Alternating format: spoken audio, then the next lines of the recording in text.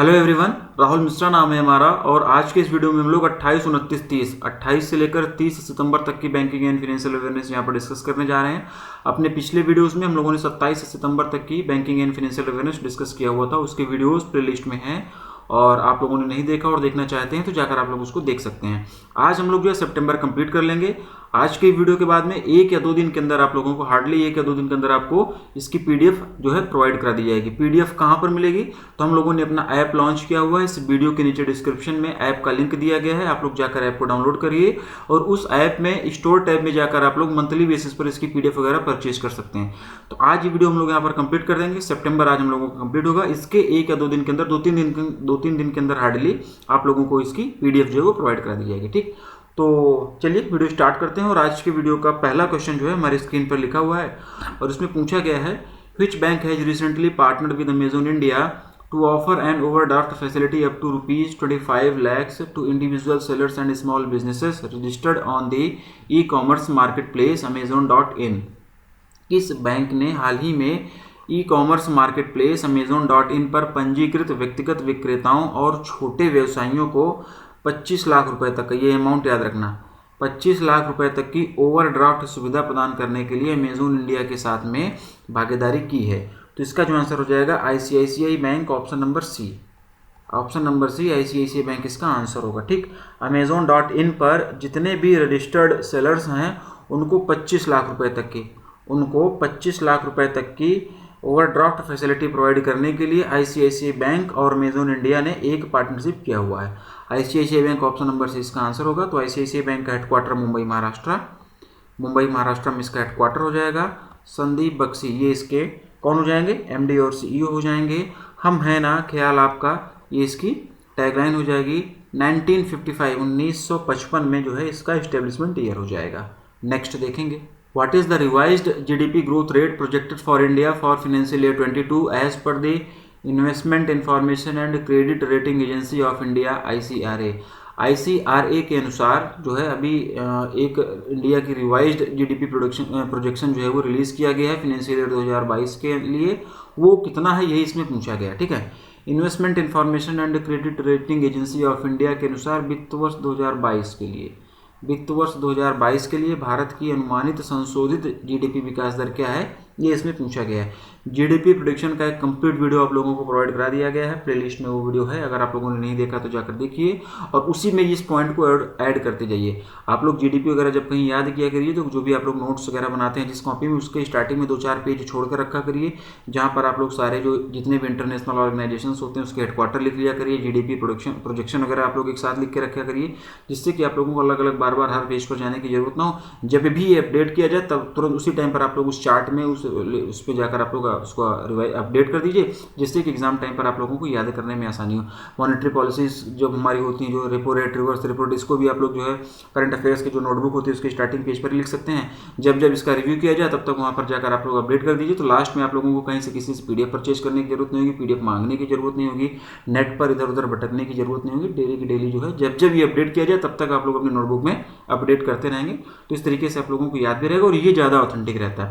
कई बार कई इधर उधर से नेट वगैरह से डाटा उठाने में क्या हो ना, कई बार गलतियां हो जाती हैं। गलतियां इसलिए हो जाती हैं कि जिस भी साइट से हम लोग डाटा उठा रहे होते हैं कई बार वो अपडेटेड नहीं होता, तो वहाँ पर गलती के चांसेस ज़्यादा रहते हैं। लेकिन अगर आप लोग खुद से अपना नोट्स बनाओगे और टाइम टाइम पर उसको अपडेट करते रहोगे तो कहीं पर कोई भी गलती होने का चांस नहीं रहेगा। ठीक है, तो जीडीपी प्रोजेक्शन का एक वीडियो बनाया गया था, उसी मेंस क्वेश्चन को भी ऐड कर लीजिएगा और इसका जो आंसर होगा 9% ऑप्शन नंबर ए, 9% ऑप्शन नंबर ए इसका आंसर हो जाएगा। ठीक है ना, 9% ऑप्शन नंबर ए इसका आंसर हो जाएगा।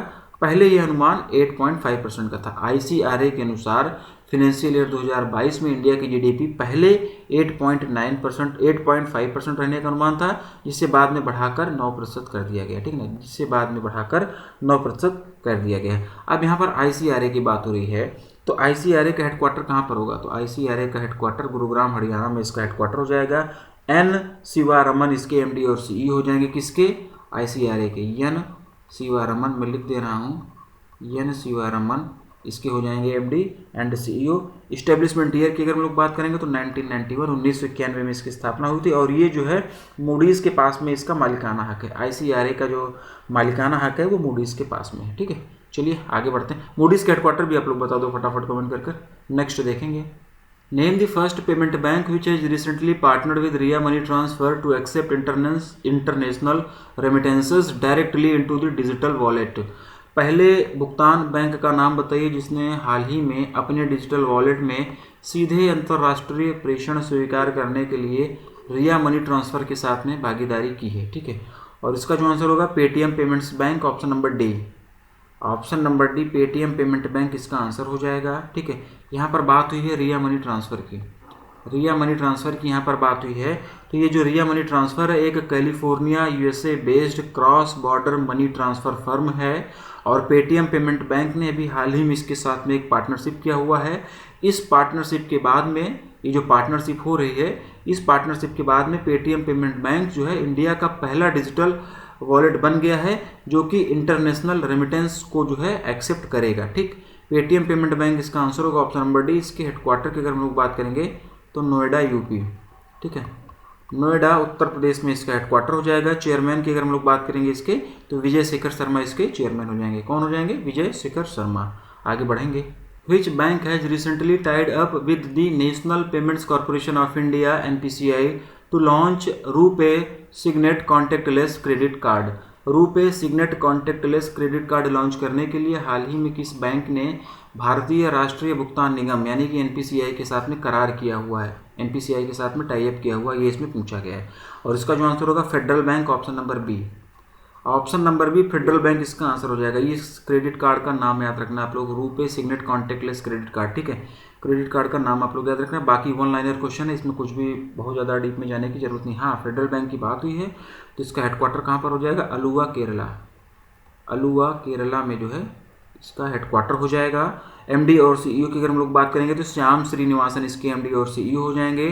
टैगलाइन की अगर हम लोग बात करेंगे तो योर परफेक्ट बैंकिंग पार्टनर, ये इसकी टैगलाइन हो जाएगी। ठीक, ऑप्शन नंबर 20 का आंसर होगा। फेडरल बैंक के बारे में मैंने बताया और ऑप्शंस में और भी जो ये सारी बैंकें दी गई हैं इनका हेडक्वार्टर, MD CEO और टैगलाइन ये आपको पता होगी, ऐसी मैं उम्मीद करता हूँ। नहीं पता है तो आप लोग पता करो। ठीक है, ये बेसिक चीज़ें हैं और हर क्वेश्चन के साथ में जो भी आंसर होता है, जो भी बैंक उसका आंसर होती है उसके बारे में बताया जाता है। तो अब तक ये आप लोगों को याद हो गया होना चाहिए। ठीक है, मैं ऐसी उम्मीद करता हूँ। चलिए आगे बढ़ते हैं।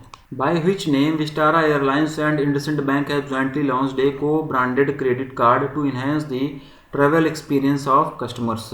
विस्तारा एयरलाइंस और इंडसइंड बैंक ने किस नाम से ग्राहकों के यात्रा अनुभव को बढ़ाने के लिए संयुक्त रूप से एक को ब्रांडेड क्रेडिट कार्ड लॉन्च किया है? ये इसमें पूछा गया है और इसका जो आंसर हो जाएगा club Vistara IndusInd bank explorer. ठीक ना, ऑप्शन नंबर ई इसका आंसर होगा।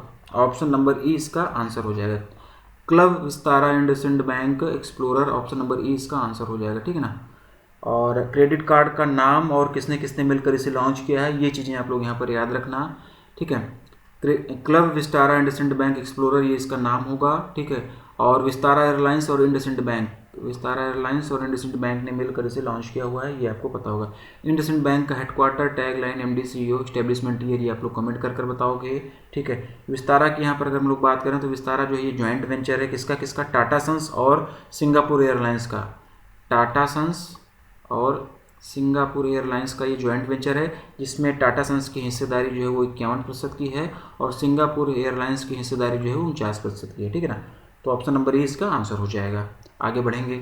Name the asset management company which has recently been set up by the government of India that will work with the national asset reconstruction company limited NARCL और bad bank for डेप्ट management and cleaning up of non performing assets NPAs। ठीक ना, NPAs। ठीक है, और उस परिसंपत्ति प्रबंधन कंपनी का नाम बताइए जिसे हाल ही में भारत सरकार द्वारा स्थापित किया गया है जो कि ऋण प्रबंधन और गैर निष्पादित परिसंपत्तियों की सफाई के लिए national asset reconstruction company limited NARCL या फिर बैड बैंक के साथ में मिलकर काम करेगी। ये इस क्वेश्चन का हिंदी में मतलब होगा और इसका जो आंसर हो जाएगा इंडिया डेप्ट resolution company limited, option number B.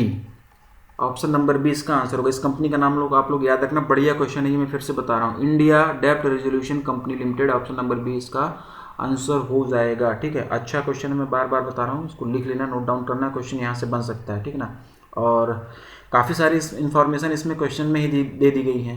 तो क्वेश्चन कई बार क्या होता है कि हम लोगों को क्वेश्चन से ही काफ़ी सारी इन्फॉर्मेशन मिल जाती है। क्वेश्चन की फ्रेमिंग इस तरीके से मैं कर देता हूँ कि जिससे मैक्सिमम इन्फॉर्मेशन आप लोगों को क्वेश्चन से भी मिल जाए। तो उस कंडीशन में आप लोगों को क्वेश्चन को भी ध्यान से सुनना होता है, समझना होता है, वहाँ से भी जो इन्फॉर्मेशन होती है उसको भी नोट डाउन किया करो, और आंसर जो होता है उसको तो आप लोग नोट डाउन करते ही करते हो, ठीक ना। इस क्वेश्चन से क्या इन्फॉर्मेशन मिल रही है, इस क्वेश्चन से ये इन्फॉर्मेशन मिल रही है कि जैसे कि जो हमारी एसेट मैनेजमेंट कंपनीज होंगी वो बैड बैंक के साथ में मिलकर काम करेंगी, ठीक है। इसमें ये पूछा गया कि कौन सी एसेट मैनेजमेंट कंपनी है जो कि हाल ही में गवर्नमेंट ऑफ इंडिया के द्वारा एस्टेब्लिश की गई है, जो कि national asset management company limited, national asset reconstruction company limited या फिर बैड बैंक के साथ में मिलकर काम करेगी, ठीक है ना।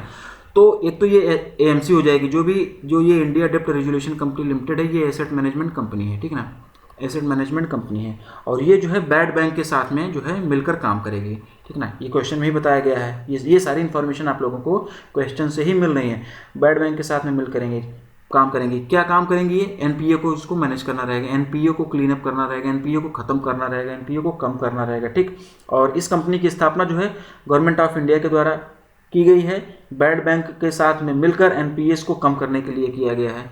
क्वेश्चन इस तरीके से भी पूछा जा सकता है कि किस कंपनी की स्थापना गवर्नमेंट ऑफ इंडिया के द्वारा की गई है जो कि बैड बैंक के साथ में मिलकर, यही पूछा ही गया इसमें, जो कि बैड बैंक के साथ में मिलकर एनपीए को कम करेगा। तो इस कंडीशन में इसका आंसर हो जाएगा इंडिया डेप्ट रेजोल्यूशन कंपनी लिमिटेड, ठीक है। तो इस तरीके से भी कई बार सारी चीज़ें क्वेश्चन को घुमा फिरा कर भी पूछा जा सकता है। अभी नई कंपनी बनी हुई है इंडिया डेप्ट रेजोल्यूशन कंपनी लिमिटेड, ये ऑप्शन नंबर बी जो इसका आंसर है, और ये गवर्नमेंट ऑफ इंडिया के द्वारा बनाई गई, तो बढ़िया क्वेश्चन है। तो इसकी पेड अप कैपिटल क्या होगी, इसकी अथोराइज कैपिटल क्या होगी, स्पॉन्सर बैंक कौन कौन से, ये सारी चीज़ें हम लोग यहाँ पर जानेंगे, और इसको सबको आप लोग नोट डाउन करो, क्वेश्चन यहाँ से बनेगा, ठीक है। तो ये जो इंडिया डेप्ट रेजोल्यूशन कंपनी लिमिटेड है, इसके पेड अप कैपिटल की अगर हम लोग बात करें, मैं लिख रहा हूँ, इसके पेड अप कैपिटल की अगर हम लोग बात करें तो इसका पेड अप कैपिटल कितना हो जाएगा, 80.5 लाख, कितना 80.5 lakh, 80.5 lakh paid up capital की बात हो जाएगी। ऑथराइज्ड कैपिटल की अगर हम लोग बात करें, ठीक है ना, ऑथराइज्ड कैपिटल की अगर इसकी हम लोग बात करें तो ये हो जाएगा 50 करोड़ रुपए, ठीक है ना, कितना 50 करोड़ रुपए इसकी ऑथराइज कैपिटल हो जाएगी, 80.5 लाख इसकी पेड अप कैपिटल हो जाएगी। स्पॉन्सर बैंक की अगर हम लोग इसकी बात करें तो कैनरा बैंक जो है वो इसकी स्पॉन्सर बैंक हो जाएगी, ठीक है, कैनरा बैंक इसकी स्पॉन्सर बैंक हो जाएंगी। और इस कंपनी में और भी दूसरे शेयर होल्डर्स हैं, कैनरा बैंक इसकी स्पॉन्सर बैंक है, कैनरा बैंक तो इसकी शेयर होल्डर है ही है, इसके साथ साथ में इसमें और भी शेयर होल्डर्स हैं। तो कौन कौन से शेयर होल्डर्स हैं, इसका नाम लिखना। क्वेश्चन इस तरीके से फ्रेम किया जा सकता है कि इनमें से कौन सा बैंक इंडिया डेप्ट रेजोल्यूशन कंपनी लिमिटेड का शेयर होल्डर नहीं है। तो इसलिए जो मैं है वो बता रहा हूँ, तो अगर आपको है पता रहेगा तो कौन सा नहीं है ये आप लोग ऑप्शन में लगा पाओगे, ठीक है। तो सुनो आप लोग, इसका नाम लिखो आप लोग, बैंक ऑफ बड़ौदा, ठीक है ना, Punjab national bank, bank of India, bank of Maharashtra, state bank of India, union bank of India, Canara bank, Indian bank और आईडीबीआई बैंक, ये इतने सारे इसके शेयर होल्डर्स और भी हैं, ठीक है ना। ये जो कंपनी बनाई गई है कैनरा बैंक के साथ साथ में ये सारे शेयर होल्डर्स इसके और भी हैं। और इस कंपनी में भी 3 डायरेक्टर हैं। ये कंपनी जो बनाई गई है इंडिया डेप्ट रेजोल्यूशन कंपनी लिमिटेड, इसमें भी टोटल कितने डायरेक्टर हैं, 3 डायरेक्टर हैं। तीनों डायरेक्टर के नाम मैं बता दे रहा हूँ, आप लोग लिखते चलो। और ये सब जो भी डायरेक्टर हैं किसी न किसी बैंक से, किसी न किसी फाइनेंशियल इंस्टीट्यूशन से जुड़े हुए हैं, ठीक है ना।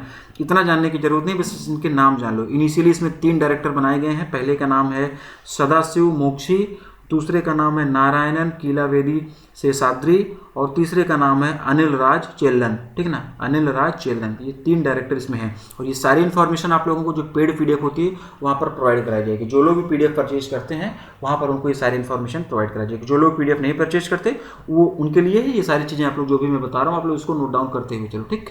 चलिए नेक्स्ट देखते हैं। Who is the head of the group of ministers set up by the GST Council to review the current tax slab rates and recommend changes in the same, ठीक है।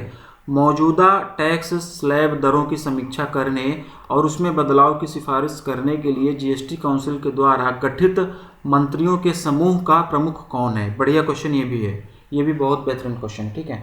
तो इसका पहले आंसर हम लोग जानते हैं, फिर क्वेश्चन को हम लोग एक्सटेंड करेंगे। तो इसका जो आंसर हो जाएगा, इसका आंसर हो जाएगा वासवराज बोम्मई, ठीक है ना। इसका आंसर हो जाएगा Basavaraj Bommai, option number A, option number A Basavaraj Bommai. और ये हैं कौन, इनकी डेजिग्नेशन क्या है, तो ये कर्नाटका के सीएम हैं, ये कर्नाटका के सीएम है, चीफ मिनिस्टर ऑफ कर्नाटका है ये, ठीक है। और क्वेश्चन को थोड़ा सा एक्सटेंड करेंगे, जैसे मैंने बताया कि बढ़िया क्वेश्चन है। और इसके साथ में एक क्वेश्चन में भी इसी से मिलता जुलता, एक जस्ट अगला क्वेश्चन जो है इसी से मिलता जुलता ही रहेगा, ठीक है। तो इसको समझते हैं हम लोग और थोड़ा सा चीज़ों को और एक्सटेंड करते हैं, डीप में थोड़ा सा इसको हम लोग पढ़ते हैं। तो जीएसटी काउंसिल ने अभी हाल ही में ग्रुप ऑफ मिनिस्टर्स के 2 ग्रुप बनाए हुए हैं। जीएसटी काउंसिल ने मंत्रियों के समूह के 2 समूह बनाए हुए हैं, मतलब 4 से 10 मंत्रियों को लेकर एक समूह और 4 से 10 मंत्रियों को लेकर एक और समूह, 2 समूह बनाए गए हैं जीएसटी काउंसिल के द्वारा मंत्रियों के, और इन दोनों ग्रुपों को अलग अलग काम दिया गया है। ऐसा नहीं कि दोनों ग्रुप एक ही काम करेंगे। 4 से 10 मंत्रियों को लेकर एक समूह बनाया गया, उसका हेड बासवराज बोम्मई को बनाया गया एक का, दूसरे के हेड जो है वो अगले क्वेश्चन में हम लोग पढ़ेंगे, दूसरे के हेड किसी और को बनाया गया, और ये दोनों समूह अलग अलग काम करेंगे। जिस कमेटी के हेड बासवराज बोम्मई जी हैं, उस कमेटी का काम क्या है? To review the current tax slab and recommend changes in the sames. अगर क्वेश्चन में ये पूछा जाए कि उस जो इसमें पूछा ही गया है, ठीक है, तो जिसके हेड ये बासवराज बोम्मई जी हैं, वो कमेटी, वो ग्रुप जो है करंट टैक्स स्लैब पे काम करेगा और अपने रिकमेंडेशंस जो हैं वो सरकार को, जीएसटी काउंसिल को सौंपेगा कि इसमें क्या क्या चेंजेस किए जाने चाहिए, ठीक है ना। तो दोनों ग्रुप के हेड अलग अलग हैं, ठीक है। और एक इस क्वेश्चन को थोड़ा सा अगले क्वेश्चन में भी हम लोग एक्सटेंड करेंगे, 2 क्वेश्चन हम लोग यहाँ पर बैक टू बैक पढ़ेंगे। अब हम लोग आ जाते हैं इसी क्वेश्चन पर, ठीक है। तो ये जो पहला समूह बनाया गया है वो करंट टैक्स स्लैब को रिव्यू करने के लिए और साथ ही साथ में अपनी रिकमेंडेशंस देने के लिए जीएसटी काउंसिल के द्वारा बनाया गया है। और कर्नाटका के जो सीएम हैं ये बसवराज बोम्मई, इनको जो है इसका हेड बनाया गया है। और टोटल इस कमेटी में 7 मेंबर हैं, टोटल इस कमेटी में 7 मेंबर हैं। ऑप्शन में जितने भी नाम दिए गए हैं ये सभी इसके मेंबर हैं। टोटल 5 नाम यहाँ पर दिए गए, 5 नाम, 5 लोग इसके मेंबर हैं। बाकी 2 लोगों का नाम जानने की जरूरत नहीं, क्योंकि कमेटी में कितने मेंबर हैं ये नहीं पूछा जाएगा, कमेटी का हेड कौन है ये पूछा जाता है, ठीक है। इस हिसाब से हम लोग इन चीज़ों को पढ़ेंगे। और ये भी पूछा जाएगा कि ये जो इस तरीके से भी घुमाकर पूछा जा सकता है कि जो ग्रुप ऑफ मिनिस्टर की कमेटी बनाई गई थी, जिस कमेटी के हेड बासवराज बोम्मई जी हैं, उस कमेटी का काम क्या है? तो उस कमेटी का काम है कि to review the current tax slab and recommend the changes in the same. Current tax slab को रिव्यू करना और अपने रिकमेंडेशंस जो है वो जीएसटी काउंसिल को सौंपना, इसका काम होगा, ठीक है। इसी से मिलता जुलता डिक्टो सेम क्वेश्चन अगला है, चलिए उसको देखते हैं कि इसमें क्या बोला गया है। Who is the head of the group of ministers set up by the GST council to review GST system reforms which will look at tapping IT tools to minimize tax evasion and make compliance easier for taxpayers। GST प्रणाली सुधारों की समीक्षा करने के लिए GST परिषद द्वारा गठित मंत्रियों के समूह जीओएम का प्रमुख कौन है, जो कि कर चोरी को कम करने और करदाताओं के लिए अनुपालन को आसान बनाने के लिए आईटी उपकरणों के दोहन पर ध्यान देगा। मैंने बताया ना इससे पहले वाले क्वेश्चन में कि 2 क्वेश्चन बैक टू बैक हैं और जीएसटी काउंसिल के द्वारा 2 समूह बनाया गया है ग्रुप ऑफ मिनिस्टर्स का। तो पहला समूह वहाँ पर हम लोगों ने डिस्कस किया था, दूसरा समूह ये है और इसमें पूछा गया कि इस दूसरे समूह का अध्यक्ष कौन है और ये काम क्या करेगा, ये इसमें बता ही दिया गया। ये वाला जो समूह है ये जो है जीएसटी सिस्टम रिफॉर्म्स पर काम करेगा, ठीक है। करदाताओं को किस तरीके से आसान किया जाए, जीएसटी सिस्टम्स को, कर चोरी को कम किया जाए, इस पर ये काम करेगा। क्वेश्चन में ये इन्फॉर्मेशन दे दी गई कि इस ग्रुप ऑफ मिनिस्टर का काम क्या होगा। तो इसीलिए मैंने बोला कि कई बार क्वेश्चन से भी इन्फॉर्मेशन मिल जाती है, तो इसीलिए आप लोग क्वेश्चन को भी ध्यान से पढ़ा करो। ये दोनों क्वेश्चन मिलते जुलते हैं और इसका जो आंसर होगा अजीत पवार, ऑप्शन नंबर ए। इस ग्रुप के हेड जो है अजीत पवार जी को बनाया गया है और इस ग्रुप में टोटल 8 लोग हैं, टोटल 8 लोग हैं। इसमें बाकी जितने नाम दिए गए हैं ये सभी इस ग्रुप के मेंबर हैं। जो 8 लोगों के 8 मंत्रियों का एक जो समूह बनाया गया सभी इसके मेंबर हैं। अजीत पवार जी को जो है इसका हेड बनाया गया है। अजीत पवार जी की अपनी खुद की क्या पहचान है, तो अजीत पवार जी जो है महाराष्ट्र के डिप्टी सीएम है। ये महाराष्ट्र के डिप्टी सीएम है, ठीक है। और तो बस टोटल 8 लोगों का ये ग्रुप है, इसके हेड इसके हैं, ये बता ही दिया गया आप लोगों को। और ये काम क्या करेगा, जीएसटी सिस्टम रिफॉर्म्स पर ये काम करेगा। अच्छा, अभी हम लोग बात करें तो जीएसटी रेट्स क्या क्या हैं, कौन कौन से जीएसटी रेट्स हैं, कौन कौन से स्लैब इस समय करंट में हैं। तो जीएसटी रेट्स की अगर हम लोग बात करें तो कुछ प्रोडक्ट्स हैं जो जीएसटी एग्जेम्प्टेड हैं, यानी कि उस पर रेट जो है 0% का लगेगा, उस पर कोई जीएसटी नहीं लगेगी। दूसरा जो है जीएसटी स्लैब कितना है, 0.25% का है। इसके बाद में 3% का जीएसटी स्लैब है। इसके बाद में 5% का जीएसटी स्लैब है। 5 के बाद में 12% का जीएसटी स्लैब है। फिर 18% का जीएसटी स्लैब है। फिर लास्ट में जो है वो 28% का जीएसटी स्लैब है। 1 जुलाई 2017 को जीएसटी लागू किया गया था। जीएसटी कब लागू किया गया था, 1 जुलाई 1 जुलाई 2017, ठीक ना, 1 जुलाई 2017, 1 जुलाई 2017 को जीएसटी लागू किया गया था। और हर साल 1 जुलाई को जो है हम लोग जीएसटी डे के रूप में सेलिब्रेट करते हैं। 2017 में जीएसटी लागू किया गया, उसके बाद से हर साल 1 जुलाई को हम लोग जो है जीएसटी डे के रूप में सेलिब्रेट करते हैं। तो option number A Ajit Pawar इसका आंसर होगा। नेक्स्ट देखेंगे, which bank has recently approved to provide credit support for yak husbandry in Arunachal Pradesh. हाल ही में किस बैंक ने अरुणाचल प्रदेश में याक पालन के लिए, याक एक जानवर होता है, ऋण सहायता प्रदान करने की मंजूरी दी है? ये इसमें पूछा गया, सीधे सीधे ऑनलाइन क्वेश्चन है, बहुत डीप में जाने की जरूरत नहीं। नाबार्ड इसका आंसर होगा। ऑप्शन नंबर सी नाबार्ड इसका आंसर हो जाएगा। और इन सभी का हेडक्वार्टर कहाँ पर है ये आप लोग कमेंट कर बता दो। Next, the government of India in consultation with Reserve Bank of India has decided to borrow how much amount from RBI for the second half of the financial year 22 to fund the revenue gap of reviving the economy which is affected by the कोविड-19। ठीक है, भारत सरकार ने भारतीय reserve bank के परामर्श से कोविड-19 से प्रभावित अर्थव्यवस्था को पुनर्जीवित करने के लिए राजस्व अंतर्निधि को देने के लिए फाइनेंशियल ईयर 2022 की दूसरी छमाही के लिए आरबीआई से कितनी राशि उधार लेने का निर्णय लिया है? कुल मिलाकर इतना लंबा चौड़ा मत समझो, इसमें सीधे सीधे ये पूछा गया है कि भारत सरकार जो है वो आरबीआई से फाइनेंशियल ईयर 2022 के सेकंड हाफ के लिए कितना ऋण लेने जा रहा है, कितना पैसा आरबीआई से लेने जा रहा है।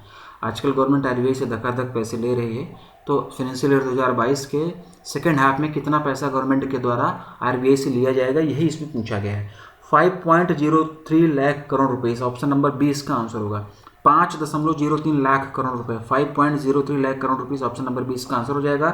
ऑप्शन में देखकर हम लोग आंसर लगाएंगे, इसको हम लोग अप्रॉक्सीमेटली 5 लाख करोड़ भी बोल सकते हैं, ठीक है ना। तो ऑप्शन में अगर 5.03 दिया रहेगा तभी लगा देंगे, अगर 5 लाख भी दिया रहेगा तो ये लगा देंगे, दोनों दिया रहेगा तो 5.03 ही लगाएंगे, ठीक है। एग्जैक्ट वैल्यू 5.03 है, लेकिन approximate value 5 lakh crore rupees है, ठीक, लगभग 5 लाख करोड़ रुपए हम लोग इसको बोल सकते हैं। अच्छा क्वेश्चन है, ये अमाउंट आप लोग याद रखना, ठीक है ना। और फाइनेंशियल ईयर 2022 के सेकंड हाफ में ये इतना पैसा लेने जा रहा है। फर्स्ट हाफ में कितना पैसा लिया था ये भी हम लोग जान लेते हैं। अगर फर्स्ट हाफ की बात करें तो फर्स्ट हाफ में 7.02 लाख करोड़ रुपए, ठीक है ना। फर्स्ट हाफ में 7.02 लाख करोड़ रुपए उधार लिया गया था सरकार के द्वारा, ठीक। और अब सेकंड हाफ में 5.03 लाख करोड़ रुपए सरकार के द्वारा आरबीआई से उधार लिया जा रहा है। आगे बढ़ते हैं। Which organization has recently made an agreement with the department of the post for availing its print to post solution. हाल ही में किस संगठन ने डाक विभाग के साथ में प्रिंट टू पोस्ट समाधान का लाभ उठाने के लिए एक समझौता किया हुआ है? एलआईसी इसका आंसर हो जाएगा। Life insurance corporation of India, option number C इसका आंसर होगा। एलआईसी, ऑप्शन नंबर सी इसका आंसर हो जाएगा, ठीक है ना। और पॉलिसी बुकलेट की प्रिंटिंग और डिस्पैचिंग के लिए एलआईसी ने डिपार्टमेंट ऑफ पोस्ट के साथ में एक एग्रीमेंट साइन किया हुआ। डिपार्टमेंट ऑफ पोस्ट जो है वो एलआईसी की जो पॉलिसी बुकलेट होती है उसको प्रिंट करेगा और उसको जो है डिस्पैच करेगा। इसके लिए इन दोनों के बीच में एक एमओयू साइन किया गया है, ठीक ना, एक एग्रीमेंट साइन किया गया है। नेक्स्ट देखेंगे, how many shares has recently been acquired by the government of union territory of Jammu and Kashmir and JNK bank for ₹500 crore. हाल ही में केंद्र शासित प्रदेश जम्मू और कश्मीर की सरकार ने जम्मू कश्मीर बैंक से 500 करोड़ रुपए में कितने शेयरों का अधिग्रहण किया है, ये इसमें पूछा गया है। कितने शेयर का अधिग्रहण किया है ये इसमें पूछा गया, कितने में अधिग्रहण किया गया ये ऑप्शन क्वेश्चन में ही दिया गया है। तो इसका जो आंसर हो जाएगा 16.76 करोड़ शेयर, ऑप्शन नंबर ए। 16.76 करोड़ शेयर्स, यानी कि टोटल शेयर का लगभग 6.06% अधिग्रहण कर लिया गया है जम्मू एंड कश्मीर सरकार के द्वारा JNK बैंक में 500 करोड़ रुपए में, ठीक ना। और इस अधिग्रहण के बाद JNK बैंक में जम्मू एंड कश्मीर सरकार की हिस्सेदारी जो है वो बढ़कर अब 74% की हो गई है। JNK बैंक में जम्मू एंड कश्मीर सरकार की हिस्सेदारी इस अधिग्रहण के बाद में बढ़कर 74% हो गई है। जम्मू एंड कश्मीर बैंक की यहाँ पर बात हो रही है, ठीक ना। तो जम्मू एंड कश्मीर बैंक का हेडक्वार्टर कहाँ पर हो जाएगा? श्रीनगर में इसका हेडक्वार्टर हो जाएगा। CMD की अगर हम लोग बात करेंगे तो राजेश कुमार छिब्बर इसके CMD हो जाएंगे। टैगलाइन की अगर हम लोग बात करेंगे सर्विंग टू एम्पावर, ये इसकी टैगलाइन हो जाएगी। किसकी? JNK बैंक की। सर्विंग टू एम्पावर जो है ये इसकी टैगलाइन हो जाएगी। अगले क्वेश्चन की तरफ बढ़ते हैं। Which organization has recently approved a loan of $251 million for the urban flood protection and management in the Chennai Kosasthalaiyar river basin? किस संगठन ने हाल ही में चेन्नई कोसलस्थलयार नदी बेसिन में शहरी बाढ़ सुरक्षा और प्रबंधन के लिए $251 मिलियन अमेरिकी डॉलर के ऋण को मंजूरी दी है? ये लोन अमाउंट आप लोग याद रखना, $251 मिलियन, ठीक है ना। और इसका जो आंसर होगा Asian development bank, option number ए। ठीक, बस सीधे सीधे वन लाइनर है। लोन अमाउंट किसके द्वारा दिया गया है, कहाँ पर दिया गया, क्यों दिया गया, बस इतना याद रखो। इससे ज़्यादा इसमें कुछ भी याद करने की जरूरत नहीं, सीधे सीधे वन लाइनर क्वेश्चन है, ठीक है ना। और एशियन डेवलपमेंट बैंक की अगर हम लोग हेडक्वार्टर की बात करेंगे तो आप लोग कमेंट कर बताओगे। प्रेसिडेंट की अगर हम लोग बात करेंगे तो मसाद सुगु असाकावा, ये इसके प्रेसिडेंट हो जाएंगे। अब तक आप लोगों को हेडक्वार्टर, टैग लाइन, एमडीसी ये सब याद हो गया हो जाना चाहिए। इतना ज़्यादा पढ़ा दिया गया, हर क्वेश्चन में इतना ज़्यादा बता दिया जाता है कि ये चीज़ें आप लोगों को याद हो गई होंगी। और अगर अभी भी नहीं याद है तो सीरियसली आप लोग फिर ढंग से पढ़ाई नहीं कर रहे हो, ठीक। चलिए अगला देखते हैं। What is the India's GDP growth rate projected by S&P Global Ratings for financial year 22 as of the September 2021? सितंबर 2021 तक फाइनेंशियल ईयर 2022 के लिए S&P ग्लोबल रेटिंग के द्वारा अनुमानित भारत की जीडीपी विकास दर क्या है, ये इसमें पूछा गया है। वन लाइनर क्वेश्चन है, 9.5% ऑप्शन नंबर सी इसका आंसर होगा। और आज का एक क्वेश्चन मैंने कम्युनिटी टैब में पोस्ट किया है और मैक्सिमम लोगों ने इसमें आंसर सही दिया हुआ है, ठीक है। और जीडीपी प्रोडक्शन का हम लोगों ने जीडीपी प्रोजेक्शन का एक कंप्लीट वीडियो बनाया हुआ है, उसी में इसको ऐड करते हुए चलेगा। आज के इस वीडियो में हम लोगों ने 2 क्वेश्चंस लिए हुए हैं जीडीपी ग्रोथ रेट से संबंधित, तो उसी में आप लोग इसको ऐड करिएगा। और आज जो कम्युनिटी टैब में मैंने क्वेश्चंस पूछा हुआ था उसमें मैक्सिमम लोगों ने इसका सही आंसर दिया हुआ है, ठीक। और S&P ग्लोबल रेटिंग की बात हो रही है तो इसका हेडक्वार्टर कहाँ पर हो जाएगा, न्यूयॉर्क यूएसए में, ठीक है ना। कहाँ पर इसका हेडक्वार्टर हो जाएगा, न्यूयॉर्क यूएसए में इसका हेडक्वार्टर हो जाएगा। ऑप्शन नंबर सी इसका आंसर होगा, ठीक है। चलिए अगला और लास्ट क्वेश्चन देखते हैं हम लोग इस वीडियो का। Which IT company has recently been selected by a German based commercial bank NordLB as the strategic partner for IT transformation. हाल ही में जर्मन आधारित वाणिज्यिक बैंक NordLB द्वारा IT परिवर्तन के लिए रणनीतिक भागीदार के रूप में किस IT कंपनी का चयन किया गया है, ये इसमें पूछा गया है। Tata consultancy services, option number ए इसका आंसर होगा। सीधे सीधे वन लाइनर क्वेश्चन है, इससे ज़्यादा इसमें और कुछ भी नहीं पढ़ना, ठीक। तो आज का वीडियो हम लोग यहीं पर ख़त्म करेंगे। और आज हम लोगों ने सितंबर कंप्लीट कर दिया है, ठीक है। और आज के बाद 2-3 दिन के अंदर, 3-4 दिन के अंदर अप्रॉक्सीमेट हार्डली आप लोगों को इसकी PDF ऐप पर प्रोवाइड करा दी जाएगी, ठीक है। तो चलिए मिलते हैं अपने अगले वीडियो में। Thank you.